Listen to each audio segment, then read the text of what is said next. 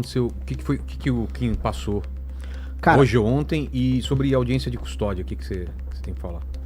Cara, o Kim Kataguiri, ele... Como é que eu falo do cara? Eu tava ontem falando com ele por telefone. Porque eu conheço o Kim, como eu falei, como o nosso japonês, molequinho fedido lá, jogando videogame no escritório. E ele se tornou um cara... é o deputado que é mais resolutivo. O que eu chamo de resolutivo? Não apenas ele tem produtividade com relatórios, mas ele passa relatórios importantes, ele passa projetos importantes. Ou seja, o impacto do Kim na vida das pessoas é muito bom, é muito positivo. E ele ter conseguido... você tem essas bancadas de deputado, que são os deputados policiais, que dá muita audiência, sabe? Ah, sim. Dão muita audiência. A gente sempre elege o capitão não sei o quê, o coronel não sei das quantas, o tenente não sei o quê, o cabo blá blá blá. E aí é o japonês que joga videogame, que passa o projeto que endurece as penas. É o cara do videogame. E é o ele cara... conseguiu agora? Porque ele imagino é bom que demais. ia ter muita resistência, né? No governo Lula. Imagina você passar um projeto Então, de segurança pública aumentando pena no governo Lula. É de olho na eleição, você acha? O governo Lula, obviamente, não gostaria de passar um projeto desses. Só que de olho na eleição, ele é obrigado a sancionar o projeto. Porque senão ia colar nele. Senão ia dar ruim. Ia falar, pô, você tá até no ano eleitoral defendendo o bandido? Mas o Lula vetou, inclusive, um trecho do projeto do Kim. Agora, todos os projetos que envolvem segurança, o governo do PT ele tenta mitigar. Então o Kim passou um projeto que ele é muito bom. Ele aumenta todas as penas para furto, roubo e receptação e também para crimes online. Até porque boa parte dos crimes do Brasil são cometidos na internet. Golpe contra idoso, o escândalo do INSS, em grande medida é um grande esquema de golpe contra idoso. E você não tinha tipos penais que pegassem isso. Então o que o Kim fez? Sabendo que ia haver uma sabotagem do Centrão, sabendo que haveria, vamos dizer, sabotagem de políticos à esquerda, ele conseguiu um projeto que aumentasse as penas por furto e roubo. Então, você aumenta a pena por furto e roubo, se for celular é agravante, se for a mão armada é agravante. Por quê? Aí entra a inteligência. Porque a maior parte dos assaltos são assaltos de celular no Brasil. As pessoas roubam carro, roubam casa, roubam carteira, roubam, mas o principal é o celular. Foi criada toda uma indústria para roubar celular aqui. Aqui você tem uma indústria. No centro de São Paulo, você tem, por exemplo, a máfia dos nigerianos que recebem esses celulares e aí vão mandar. Tem muita gente que vai falar, pô, hoje é verdade, eu já vi meu celular, depois o cara tem um iPhone, eu vi que ele tava lá, sei lá, na Nigéria, sabe? Por quê? Porque isso acontece. Outros vão pro Paraguai, então você construiu uma indústria. O menino que rouba o celular, ele já tá com aquele celular vendido. Ele já sabe pra onde o celular vai. Então, esta lógica, que é aí por isso que o que inclui a receptação, essa lógica envolve um mercado sobre celulares. E isso ele ajudou a quebrar, porque agora que a pessoa é pega, o cara roubou um celular à mão armada, que é a maior parte dos casos de assalto no Brasil, que é o que mais aflige os brasileiros com segurança, esse cara vai preso. O policial não vai se sentir um inútil pegando o cara, levando pra delegacia e o delegado soltando. Porque, roubo à mão armada, com algum grau de violência, de um celular. O cara vai preso. Então, teve muita inteligência, teve um trabalho, teve perseverança, teve encheção de saco. Ele ficou enchendo o saco do Alcolumbre, ele ficou ligando pra senadores, ficou pressionando, e aí até que o Alcolumbre botou pra pautar no Senado e passou. Tinha passado já na Câmara, aí pautou, e aí foi pra sanção do Lula. Aí o que o Lula fez? Ele tirou um dos elementos, que aumentava também pena, mas ele sancionou. Aí ele sancionou e correu. Lula agora aumenta penas. Ele não aumentou, o PT não contribuiu em absolutamente nada pro projeto. E a Globo, inclusive, tirou o Kim. Ela falou, não, o governo aprova a lei. O governo não aprovou nada. O PT ficou tentando mitigar o projeto na Câmara e no Senado. O Lula que agora quer tentar tirar uma lasquinha desse assunto. Então, pouco importa. Assim, as pessoas que importam, elas sabem que é o projeto do Kim, a autoria do projeto do Kim. E esse cara é sensacional, cara. Esse cara tinha que ser multiplicado. Né? Por que todo policial, todo especialista em segurança pública vem aqui e reclama da audiência de custódia? Porque é um desses elementos, vamos dizer, mitigadores da aplicação da pena. Aí o cara leva, você tem audiência de custódia, você vai pegar um juiz que vai ser leniente, que não vai fazer a aplicação imediata da pena de prisão. Muitos falam, não, solta por esse motivo ou outro. E aí isso faz com que muitas pessoas que são reincidentes retornem pra rua e continuem cometendo crime. E aí você vai perpetuando um ciclo de impunidade.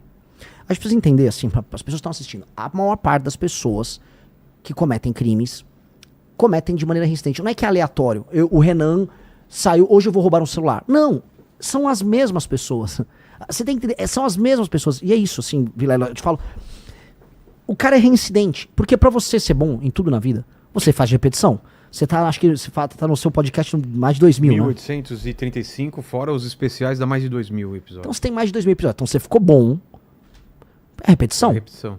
Um ladrão também é repetição. Tá me comparando a um criminoso que rouba celular. Você entendeu, né, Aline? Aos pouquinhos foi cara que chegando, rouba né? celular é tão bom quanto eu, porque pela repetição, assim como eu faço muito podcast, ele rouba muito celular. Entendi, Renan.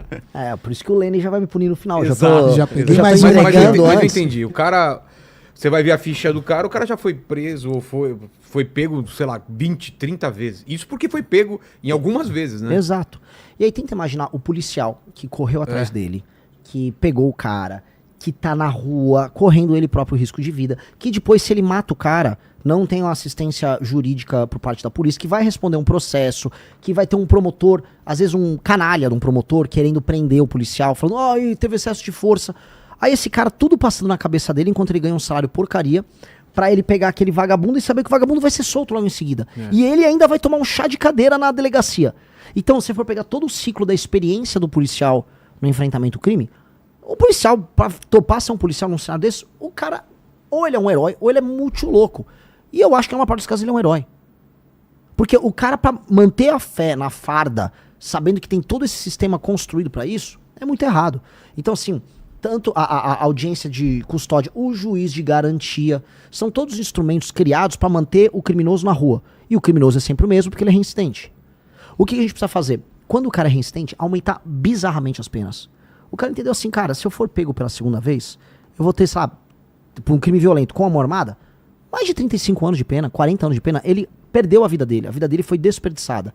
Ele tem que entender isso. E aí a gente tem que aumentar o policiamento, de modo a ele ter certeza de que não haverá impunidade. Ele tendo certeza que não haverá impunidade, ele faz um cálculo econômico, porque por mais que ele seja canalha, ele não é um imbecil completo. Dito isso, Vilela, falo aqui, porque não existe solução mágica. Mesmo em países desenvolvidos, Estados Unidos é um exemplo, que tem penas altas, o cara consegue ser um imbecil a ponto de saber que ele vai destruir a vida dele, mas ele vai lá e comete o crime.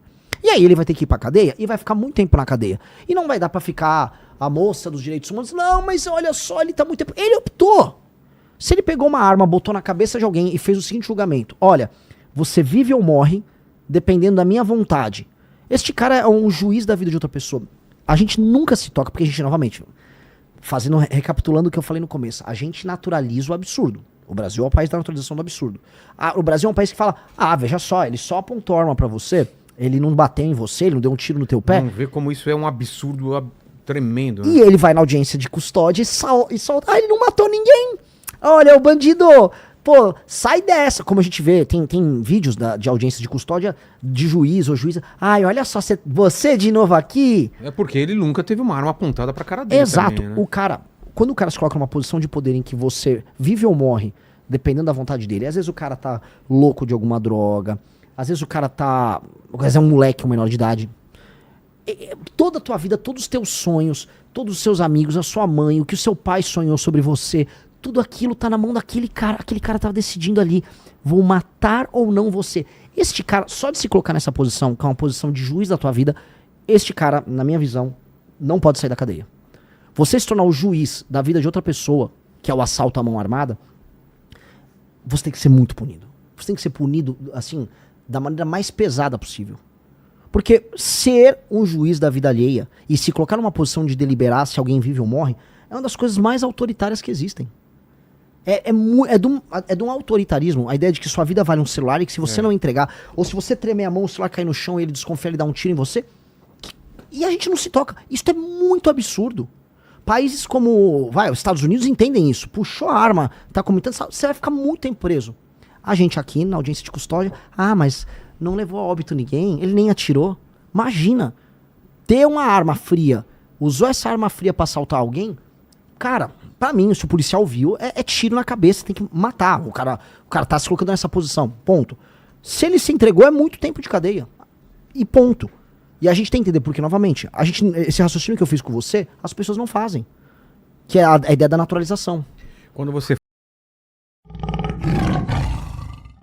Gostou do vídeo? Inscreva-se e faça parte da geração que vai mudar o Brasil.